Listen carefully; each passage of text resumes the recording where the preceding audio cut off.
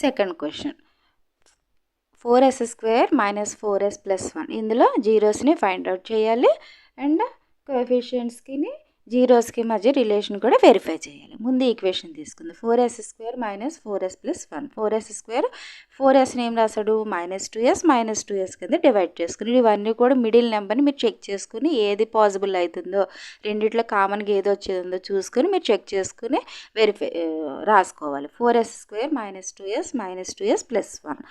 ఇప్పుడు ఈ రెండింటి ఈక్వేషన్లో 2s కామన్గా వస్తుంది. ఒక 2s పోతే ఇంకో 2s మిగిలింది, మైనస్కి మైనస్ రాసాము, 2s ఇక్కడ తీస్తాం కాబట్టి 1 వచ్చింది. మళ్ళీ రెండిట్లో కామన్గా -1 ఉంది, -1 తీస్తే 2sకి 2s వచ్చింది, +1 కాబట్టి ఒక -1 ఉంది కాబట్టి ఇంకో -1 రాసుకున్నాం.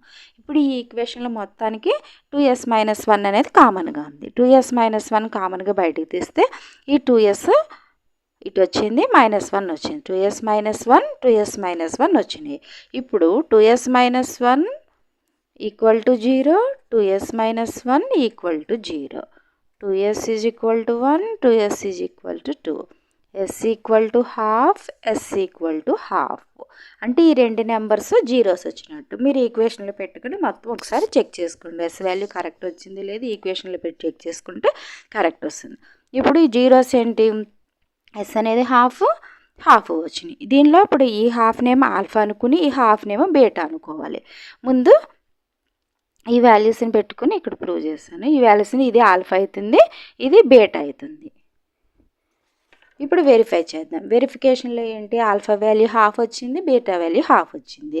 కోఎఫిషియంట్స్ ఏమేమి ఉన్నాయి, ఎక్స్ కోఎఫిషియంట్ వచ్చేసేమో ఈక్వేషన్ చూసుకుంటే ఎక్స్ కోఎఫిషియంట్ ఎస్దేమో -4, x² 4, constant 1. So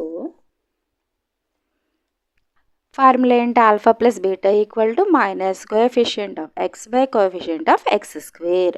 alpha value ఎంత ½ plus beta value ½ equal coefficient of ఎక్స్ది ఎంత 4 మైనస్ ఫార్ములాలోనే ఉంది, కోఎఫిషియంట్ x² కూడా 4. ఈ రెండింటిని సింప్లిఫై చేస్తే 1 వచ్చింది. ఇది కూడా ఇది కట్ చేసుకుంటే 1 వచ్చింది. సో